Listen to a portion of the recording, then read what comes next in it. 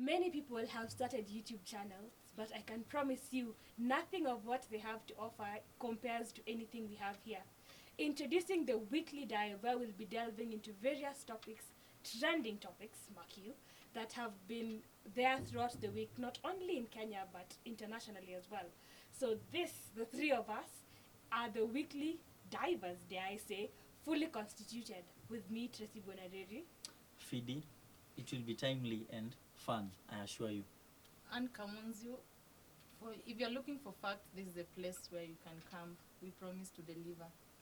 And as journalism students, you can believe this is the place to be. So let's set the ball rolling.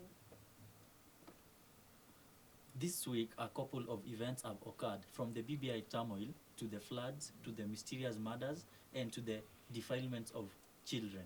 We have a lot to discuss. Indeed, we do. So, starting with the BBI, I feel like this is what we should start with. And I am majorly going to focus on the BBI document itself and the High Court ruling just last week. So, in the evidence, the pro-BBI team clearly said that evidence was presented where people actually signed, proving that they had read and understood the document. For me, I feel like this is, I think they call it circumstantial evidence, because how many times do you read terms and conditions for those various apps that you get and actually accept? For me, most of the time, I just accept, regardless of what the terms and conditions are saying. Absolutely. And right. most people sign that document not because they read the document or because they understood it, but because of the leaders they support. So if you are pro the president, you support it. If you're ODM or NASA, you support it. And those who were Team UDA totally disagreed, regardless of whether or not they read the document. So I don't think that providing those signatures is actually evidence enough. And to add on that, also, I think that apart from even those people that they were doing it because they are in support of the particular team, there are also other people who are paid. Actually, they are paid behind the back that petty money to just put a sign on those papers. They do not understand what this BBI means. They have no idea, and they majorly focused on the people that it's like, you see how people say the elderly, they have a lot of votes there. They went in the up countries to make sure they get this vote. So I don't understand where all these evidence that they are saying they had in court is coming into place to make it look like it was actually read, it was actualized, and people understand what it is. I think there's just more to it than saying it's evidence that was approved. I don't think. For a start, we should stop basing our argument on rumors. What Rumors? You've just said there were some payments made, right? Like you're kind of trying to say it was some kind of bribery, corruption. Exactly. Do you have any do you have any proof of that? There was just the other day. No, just wait. Just the other day there was an MP. Ndindi Nyoro, I guess, at the JK Live, he said he's very sure and he's having evidence that there were some handouts given to some of the people that he knows, and he will provide the evidences to show that there was some kind of corruption, some bribery behind the voting that happened in the Senate and the National Assembly. And so is it in the streets? He never gave out the evidence. You see, like it's something that is so baseless. There is no evidence that is to show that there was some corruption in that. It is just some voting. Some of the MPs realized what is going on, some of the advantages of the BBI and everything else. There's an MP from Central Region, I guess, from Nakuru, I guess. Somebody by the name, let me just look for the name. Somebody by the name Gujiri. He said it was somebody previously. It was against the BBI, and he is somebody who came out openly and said he is going to vote a no for the BBI. It's a no for him. But to surprise many of the people, he said he voted yes. Do you know why? He gave out a very valid reason. There's a woman in that region called Susan Kihika. I think she's supposed to vie for the gubernatorial seat or the Senate. I'm not so sure. But he said he's in support of the BBI because he has seen and he has read that it's going to bring more of developments to the people of Nakuru County. So for anybody who is looking out for the citizens of Nakuru, he is going to vote a yes, because he is kind of trying to look to see what the BBI is going to bring to the citizens of Nakuru, and that is his main job, making sure that the citizens of Nakuru are living up to the kind of leaders that they elected, and that's why he voted yes. And he also went ahead and said, if Madam Susan Kihika is not in support of the BBI, then he is forced to cancel his promised allegiance to the madam. So like some of the leaders just realized, you see, these BBIs are like it's kind of a good thing, and it's going to bring some changes to our communities. It's not easy. And even some of the bills that are taken to the parliament, it's not easy to get such a get such a large vote. It was 248, I guess. Yeah, 248 MPs voted a yes. What kind of thing is that? Like do you think all of them were bribed? It's a no, because most of them saw what is coming ahead, the good things that the BBI was coming with, and that's why they decided to give it a yes. And when talking of the signatures, The signatures. That's where the 4 million our signatures interest the 4 million signatures that were collected, All right. Exactly. you know, it's you cannot blame anybody for you not reading what is there. And you cannot And you prove cannot either.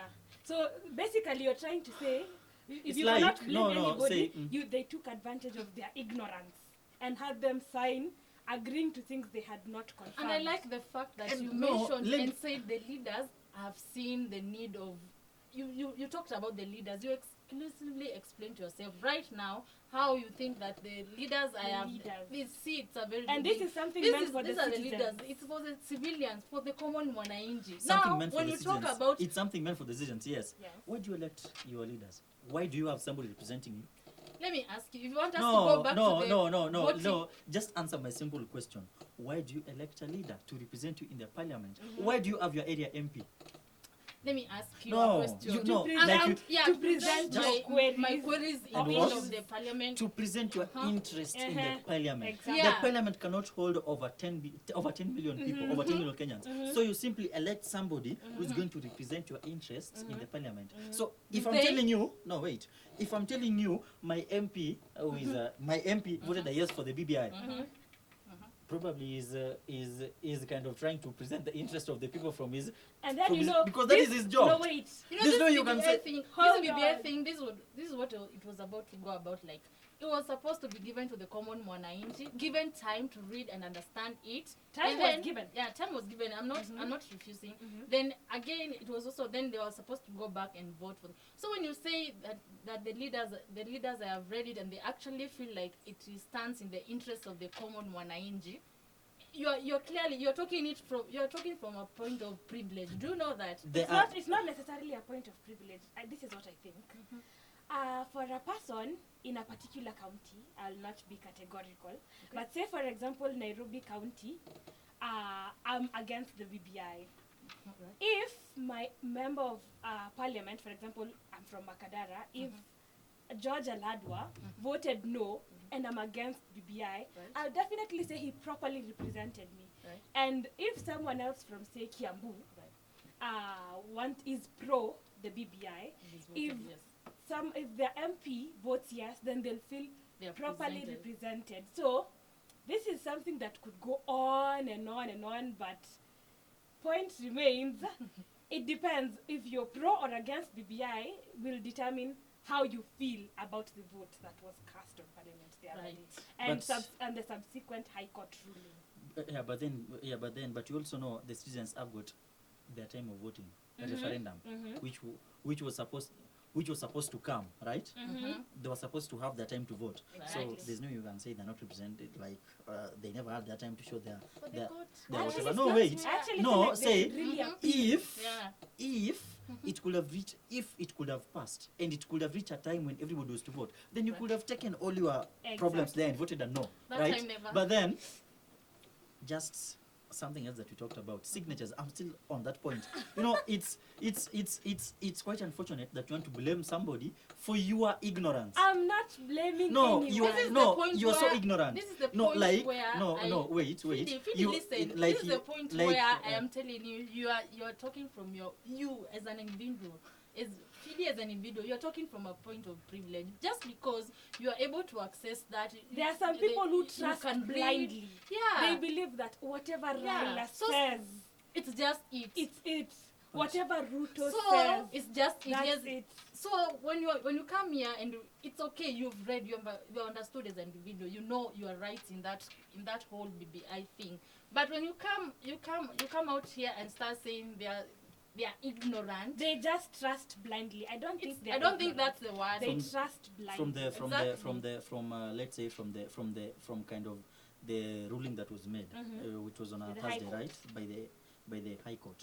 Like, you can see the kind of responses that the people have had from that kind of ruling. Yes, social media had a burst, and everybody else, like, you saw the kind of views that everybody had about that ruling that was made, and you're kind of able to see. And first, I'm quite happy and so sure such a ruling was made, because now we are so sure, and we know the stand of some other people.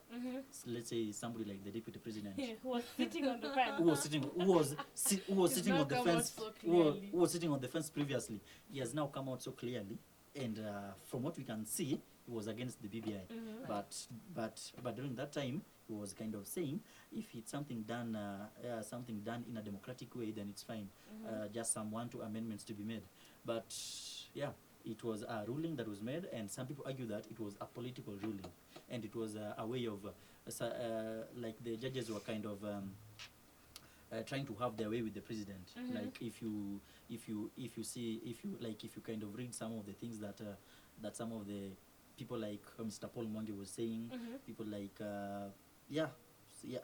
Paul Mwangi, there's also a Mutaiguni who has been trending right from yesterday, and I think yesterday was on K24.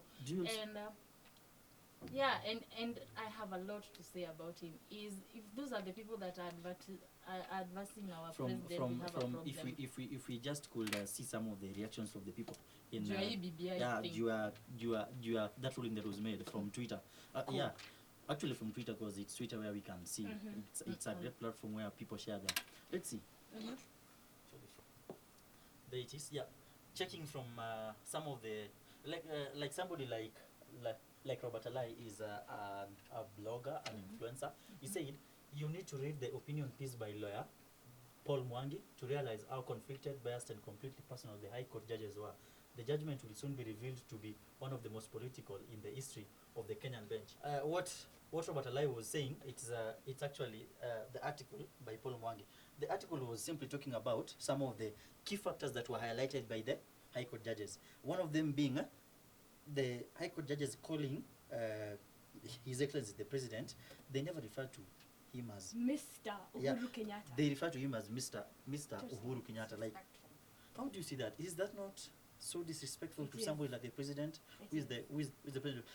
Like they themselves, they are referred to as my lords, my ladies, right? But why can't they refer to the president as His Excellency the President of Kenya?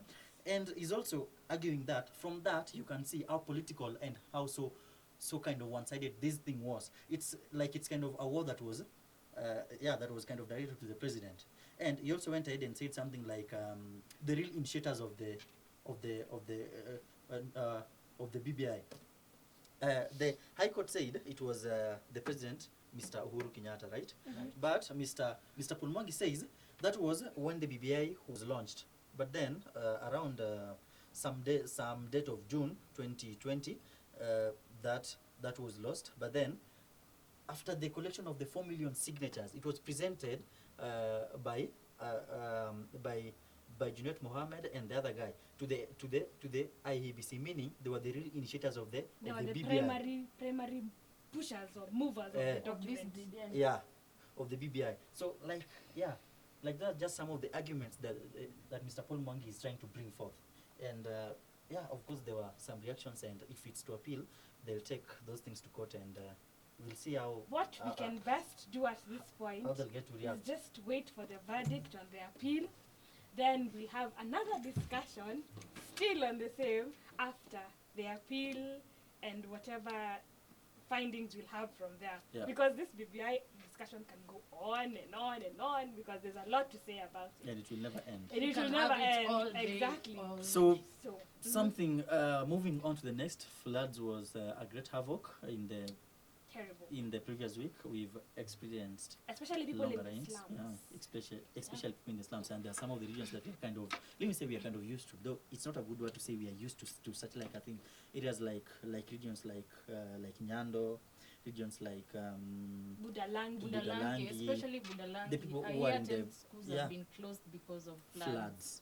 and there was some clip played by Citizen TV. I guess it was like you just see the kind of country that and the kind of regions that some people are living at, and then you see, is this really the life that people want? You know, me, I think there was someone on Citizen TV a couple of days ago. He actually said that the main reason as to why these places in the slums are flooding is because people have turned the places through which the water is supposed to be flowing into garbage dumps. They are constructing houses in places where the water is supposed to be flowing. So I think this is something we have inflicted on ourselves. Yeah, he said something like it's city planning, something of that sort. Exactly, yes, he Yeah. was a city planner. Yeah, he said something like it's the problems of the city planners. You see, Exactly. people have nowadays kind of erected houses everywhere that even lands that that are supposed to be used as water passageways is like nowadays find a house erected at that point, and then it's kind of tough. Water will always find its way. And don't you think it has always had a problem or a thing to do with the government? Because if we had a super strict government, The government sorry can to do say. a lot, but if someone decides to erect a house here at midnight, a small mabati shanty, on is the- top of a particular, let me call it riparian land, there is nothing the government can do. They will So why come, do you think they put demolish. the riparian After they houses demolish there? those houses, then we'll start saying, oh, the government, oh, the government. But I don't think But it's it goes the back to government. the government at the end of the day. Whether Actually- we are talking, Actually, yeah, when it does. it will always go back to the government. Exactly. When you look That's at our point. areas such as Nyando, I mean, it's been a song. This is something that happens annually. People there are floods everywhere. Budalangi. Actually, nowadays in Budalangi, it's kind of it's kind of not that intense as it was Exactly before. as it was 10 Yeah, years when ago. we had the MP, when we, Ababu na Mwamba. Yeah. Since he like he left, kind of tried it's to been- control the It's been hectic. floods, but before it was very bad in that place, and nowadays it's kind of it's kind of going down. But areas like Nyando, I mean, this is something that has been going on. Can't a solution be gotten so as to control the floods of that No, area? the Exactly, problem that's why is my point we comes talk about in. floods when it's raining. When the rain stops, we forget about the floods. We never go back to rectify the wrongs that are there. Because- Then when the rain come back again, then we go back to singing the same song. It's because when we keep, like right now there are floods happening. This is a story that you see each and every day from one social media house to the other, talking about the same odd things. What action is taken? Nothing. Then you get to even if you are a person living there, what would you do? When you don't have the floods, you don't have to keep if you have been complaining all through the time that you had the floods. When you don't have them, then if you keep complaining, if there was nothing that was done when the floods were actually there, what do you think would be done when they are not there? That's why I'm saying it goes back to the government. And the earlier they took initiative in getting everything done, just as they are supposed to be in check, we wouldn't be having all these discussions. And to think that 10 schools have been closed in Budalangi, it bothers me a lot. It really does. I think it's And maybe it's just some part, let's call it ignorance. right. Ignorance of the citizens. In Kibra, there was a guy who died, who was swept away by the floods. I don't know what the guy was doing out of his place at 1 a.m. It's not necessarily ignorance. You do not know what these people do wait. to put No. food on, On their the table. tables. Maybe he was on a I mean- night shift. I mean, have you wait. thought No, about no. that? No, Have like you? no, like this is somebody who was kind of trying to cross the bridge to get back to his place. Ex- After coming, after after coming from his place, where are you going to? The curfew in the country is 10 p.m. Unafanya nini nje saa 7 usiku? You are looking for extra unga. That time maybe Extra you're unga at tired. 1 a.m. Are you a thief? What are you doing outside there? I mean, There's so like, many jobs it's that just don't ignorance. involve being Imagine safe. this guy was in his house. His family is safe. Was not swept away by the floods. Yeye ako nje. He has been swept away. The family is safe. Imagine he was inside their house at that 1 a.m. Huh? You just say siku yako imefika. Yeah, It's it's kind of, yeah, it's kind of like it starts from us, right? You have to follow the instructions, do everything, and then things will just find a way with you. It will be kind of simpler with you. That's Right, just how let's say it's partially floods has been We can't a great- particularly point a a finger at on the government any or anyone. party I involved. think it's do your part. The government does Exactly. its part. We then move we on. move on. hoping that the government will do its part. Currently, some of Let's the hope so. yes, some of the planners are saying the real plan to help control the floods within the slums of Nairobi is to build a dam that can help control. Let's just see. wait and Let's see hope. how they We can respond only to that. hope. And And then there's also something else that to culminate this heated discussion.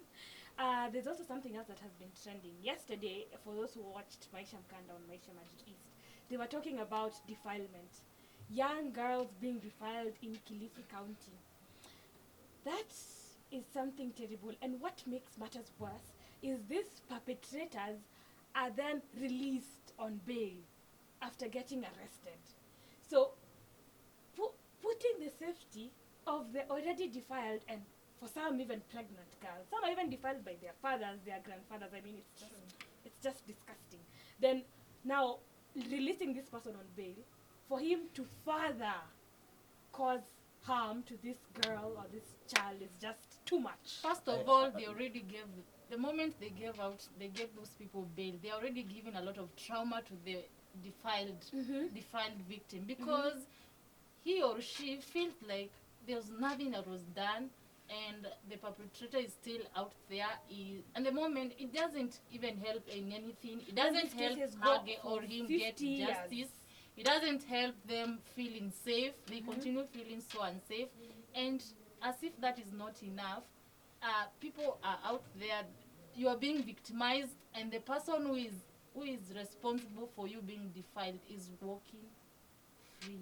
But then it's also, I think it's also a problem in Kilifi. The other day we saw a certain clip of around 2 minutes where an old man, let me say an old man because he was old, literally old, with a child. I think the child was around 13 years old, 13, Very sad. if I can say, 13 years old. He was caught red-handed with the child in the act. So, like, you're kind of wondering what kind of society are we living in? Like, are these the things that we want our children to see? People are Exactly. slowly normalizing. And the guy has a wife and children, but they're not staying with him there where he is. So it's kind of and I even wonder the kind of tricks he was using to allure the girl into such an act, because the girl was just there. You know, in Kilifi, according to that clip, people are living in abject poverty. So, like, people sell their bodies or get certain favors for as little as 50 shillings. Oh yeah, that's quite. And then the rate Devastating. of unemployment over there is also terrible. Not unemployment, sorry, education. People are not going to school, especially girls. They're not being They taken to drop school. out. And the schools that are already there are just shanty structures with no roof, with no walls. Walls are crumbling. I mean, but then, releasing this person on bail, it's like someone stealing 50 million, then they're taken to court and they're given a bail of 50,000. And then this case drags on for 5 to 10 years. So, that is, it's just disgusting. I mean, I lack words because if I use the words inside my head, we'll have to censor this video because I am just so angry. In my, like, from my own point of view, I think a defilement case should face no excuse. No It bail. should be life imprisonment. Life imprisonment with no a parole. defilement case is Exactly. it's like this is a lifetime trauma. Exactly. Yeah. What Say I- for People don't example, And- cover. it's your relative, Yeah. you get pregnant. you don't know whether this child is your son or your nephew or your brother. It's just terrible. Yeah.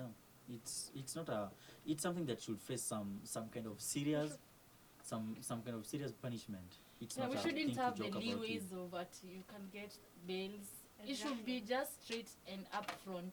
If you defiled a person, you are in for it, life imprisonment, you name it, without, because once you give these people bails, they just get more power to do it to more people. That's what And happens. it further encourages future perpetrators of these heinous Exactly, acts. because they are watching Yeah. from wherever they are. And then they also see the kind of punishment that you give out and say it's Oh, such a well. simple thing. And everything We are else. ending the show on a rather sour note, but Sadly. oh well, we said what had to be said. So on the said documents and the videos we have alluded to, we'll attach the links Yeah. on the description box below. We'll also attach the links of our various social media platforms so that you can follow us and get content there, and also suggest certain topics that you want to be discussed on the show. And mainly it's to follow the Weekly Dive account. It has accounts in every social media handle. You can follow it for more updates and news that might concern you or might you get interested in. We'll not only be focusing on diving into the week's events, but we'll also be focusing on some other nice content. So follow the Weekly Dive account. And Not to say the least, you should also give us your engagement on the comment section. Tell us what you feel. If you feel like we have had an issue that was so heated and you have your opinion, that is the right place to leave it, and we'll be looking at it. We'll be getting to engage with you from time to time. We can also, if you feel like we did not cover the BBI extensively, leave your comment in the comment section and we'll have a full video on the BBI, on defilement, on floods. I'm only talking about the topics we've covered today. And the most important thing, don't forget to like, Subscribe. share, and subscribe to our channel, because if you think this was good, you're not ready for what's next. So see you. Goodbye. thank Bye. you. Leo anapenda tu kusema cut.